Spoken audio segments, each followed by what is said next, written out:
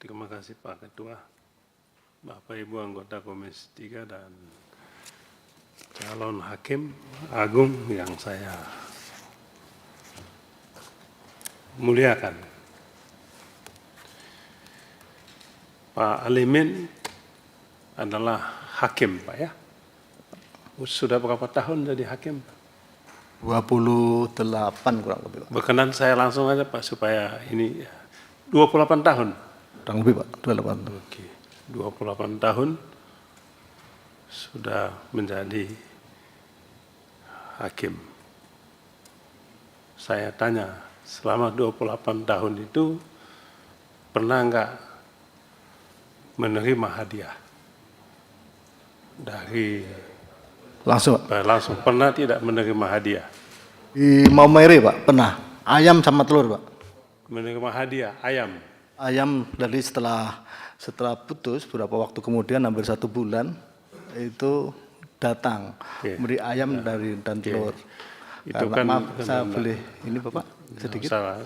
Ya, cukup saya tanya pernah atau tidak. Ya. Singkat aja Pak supaya nanti waktunya. Ya, itu di kampung saya karena memang miskin dikasih ayam ya sama telur. Ya. Kalau di Jakarta pernah nggak menerima hadiah? Tidak, Pak. Ya? Tidak. Coba saya telinganya nggak begitu ini. Tidak, Pak. Tidak pernah, Ya. tidak pernah menerima hadiah. Hadiah. Apakah pernah ada yang menawarkan hadiah? Secara langsung tidak pernah, Pak. Secara tidak langsung pernah. Cuma menyinggung-nyinggung itu. Secara tidak langsung pernah tidak? Saya cuma mengartikan itu apakah iya atau tidak. Jadi Bapak bilang tadi secara langsung tidak pernah, maka secara tidak langsung pernah. orang nyampaikan, Pak. Orang nyampaikan, nawarkan gitu. Ya. Ya, orang itu siapa? Rekan hakim, Pak. Ya? Rekan. Oh, teman hakim. Cuma Jadi teman dari canda gitu, Pak. Teman hakim Bapak Alimin menawarkan ada hadiah. Bercanda. Jadi dia bercanda, cuma saya apakah itu menawarkan atau tidak. Itu bercanda. Nggak usah, saya enggak nanya bercanda atau apa kan. Saya hanya menindaklanjuti apa yang Pak Alimin tanya. Ya. Pernah menerima hadiah, pernah ada yang menawarkan, secara langsung tidak ada. Berarti secara tidak langsung ada. Saya tanya, yang secara tidak langsung itu tadi teman hakim. Ya. Sambil canda, kan saya mau pindah, Pak. Wah, Pak Alimin ini atau untuk sangu aja. Oh, saya enggak. Nah, itu enggak penting lah. Penting yang teman hakim pernah menawarkan. Ya. Oke, dia menawarkan apa? Hadiah apa? Materi, Pak. Materi. Ya, apa itu? Ya, uang. Uang. Ya. Berapa banyak? Ya, enggak sebutkan, Pak. Tidak disebutkan. Tidak disebutkan. Karena saya tidak tanggapi, sudah. Gitu Dalam aja. kasus apa? Pra-peradilan. Oh, pra-peradilan berarti kan pidana. Sebentar. Bapak pernah di Pengadilan Jakarta Selatan? Jakarta Selatan. Oh, pernah di Jakarta Selatan? Jakarta Selatan, Pak. Oh, ya menarik ini Pak. Tolong waktunya agak karena menarik di. Saya kasih waktu buat Pak Beni, silakan. Ya, Jakarta Selatan. Berapa lama di Selatan?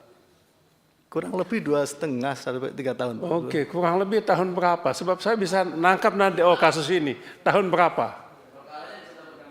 Ya, perkara itu Sambo. Bukan, tahun berapa?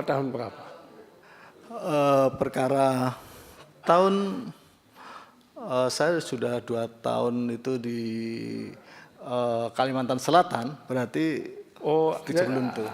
Anda tadi Sambo, ya? Anda yang menangani Pak Sambo? Salah satunya. Oh, mengadili. Dan yang menjatuhkan hukuman mati. Iya, benar. Iya, benar. Kami bertiga. Apakah saudara Alimin mendukung hukuman mati?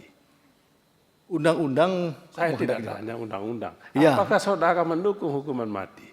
Mendukung, Pak. Mendukung hukuman mati. Iya. Oleh karena itu saya memutuskan itu kemarin. Oke. Apa alasan saudara mendukung hukuman mati? Karena tingkat kejahatannya sedemikian rupa, Pak. Bagaimana pengaruhnya juga bisa efeknya terhadap institusi, efeknya terhadap masyarakat pada umumnya juga, dan dilakukan oleh orang-orang yang seharusnya tidak demikian. Kalau kasus narkotika itu Ya, saya tidak nanya kasus narkotika. Saya tanya, Pak Alimin ini mendukung hukuman mati. Betul kan Pak Alimin? ya Dan sudah pernah menjatuhkan hukuman mati. pernah Sudah berapa kali? 2 kali. Mengapa saudara menjatuhkan hukuman mati? Itu kan mencabut nyawa orang. Benar, Pak. Itu adalah perenungan yang mendalam juga, Pak. Ya, Perenungan ketika mau menjatuhkan itu kan juga apakah perenungan yang mendalam juga, Pak. apakah saudara mengambil posisi sebagai wakil Tuhan di dunia? Saya memahami itu, Pak. Jadi ketika kasus posisinya itu Jadi, 10 ton misalkan. Bukan. Jadi Anda ini merasa sebagai wakil Tuhan di dunia. Begitu ya? Benar, Bapak. Ya, karena wakil Tuhan di dunia, karena hanya Tuhan yang mencabut nyawa manusia. Ya. Hanya Tuhan. Dan Anda mengambil posisi sebagai wakil Tuhan. Atas nama Tuhan, nyawa manusia kau cabut. Begitu kan? Benar, Bapak. Ya. Atas nama Tuhan kan mencabut Ya, nyawa. benar, demi keadilan. Betul kan? Atas nama Tuhan. Benar. Ya, jadi atas nama Tuhan, Pak Alimin mencabut nyawa Pak Sambo. Mungkin saya bisa jelaskan, Pak. Dan saya tidak butuh penjelasan. Baik. Ya, saya hanya tanya, Anda punya positioning. Jadi Ya. hakim itu perlu mengambil posisi. Ya. Posisi hukum maksudnya. Karena memang hakim itu wakil Tuhan. Jadi wakil Tuhan, jadi sebagai wakil Tuhan Anda menjatuhkan hukum, mencabut nyawa manusia. Atas nama Tuhan tadi kan begitu. Pertanyaan, sebagai wakil Tuhan, bagaimana Anda dalam perenungan Anda tadi itu bisa mengambil kesimpulan bahwa memang Tuhan inginnya nyawa orang ini saya cabut. Bagaimana itu? Bagaimana? Saya sampaikan langsung, Ya. Pak. Baik. Ini saya dari perspektif yang berbeda, Pak. Ada saat-saatnya orang dihukum mati karena saya berpikir bahwa orang tersebut akan tahu kapan dia mati. Ketika dia tahu kapan dia mati akibat perbuatannya, maka dia akan memperbaiki diri setidaknya itu di lembaga masyarakatan. Bukan. Pertanyaan saya Pak Alimin, simpel saja kan. Pak Alimin kan tadi wakil Tuhan di dunia. Ya. Berarti bagaimana Pak Alimin begitu loh ketemu dengan Tuhannya, ya kan merasa oh benar ini Tuhan mau ini dan saya jatuhkan putusan itu yang mau saya tanya begitu. Seperti apa prosesnya itu? Oh, tentu dengan perenungan yang mendalam, Bapak. Perenungan, oke. Doa begitu ada apa? Iya, malam kita kan juga pergulatan batin yang luar biasa juga, Pak. Oke. Ada 2 tadi yang kasus yang Pak Alimin menjatuhkan hukuman mati. Ada 2. Satunya Pak Sambo. Ya. Narkotika, Pak. Satu narkotika, satunya Pak Sambo. Yang kasus narkotika sampai di Mahkamah Agung bagaimana? Ini kan kasusnya ini kan dilakukan oleh Bukan saya tanya. Itu sampai di kasus yang kasusnya di Pak Alimin tangani Ya, di Mahkamah Agung di perjalanan batalkan. ternyata si ini meninggal, Pak. Oh meninggal. Yang narkotika. Yang meninggal di LP. Oke, yang narkotika. Iya. Yang Pak Sambo di Mahkamah Agung Mahkamah Agung akhirnya diganti dengan seumur hidup kalau tidak keliru. seumur hidup ya. Iya. Apabila saudara calon hakim agung Alimin Nandi menangani lagi kasus Pak Sambo di Mahkamah Agung, apakah saudara akan tetap pada pendiriannya menjatuhkan hukuman mati terhadap Pak Sambo? Baik. Sesuai dengan KUHP baru, Pak. KUHP baru. Saya tidak tanya. Ya, oke. khusus. Ya, untuk kasus-kasus yang luar biasa seperti ini. Bukan saya tanya, apakah saudara akan tetap pada pendiriannya menjatuhkan hukuman mati untuk Pak Sambo? Saya tidak berkomentar untuk Pak Sambo. Untuk perkara yang sejenis yang lain seandainya demikian. Bukan saya. Anda kan sudah pernah putuskan dan Iya. Anda jatuhkan. Dan Anda nanti menjadi hakim agung kan begitu. Kasus itu juga nanti sampai di meja Bapak, ya kan? Sangat mungkin. Kan Apakah? kode etiknya tidak boleh, Pak. Hah? Kode etiknya itu hakim tidak boleh menangani suatu perkara di mana di tingkat bawahnya itu pernah menangani kasus tersebut. Oh, itu kode etiknya. Ya, Kalau sudah menangani ini, oke. tidak diperbolehkan, Pak. Oke, andai kata kalau kode etik ini hakim MK aja bisa melanggar kode etik, ya kan? Mahkamah Agung kan bisa aja langgar kode etik. Apalagi hakim agung. Apabila nanti oke lah, nggak ada etik-etik itu. Ya, Ketua Mahkamah Agung kasih ke Pak Alimin, tolonglah Pak Alimin, tangani lagi kasus Pak Sambo ini kan gitu. Wajib Bapak tangani kan gitu.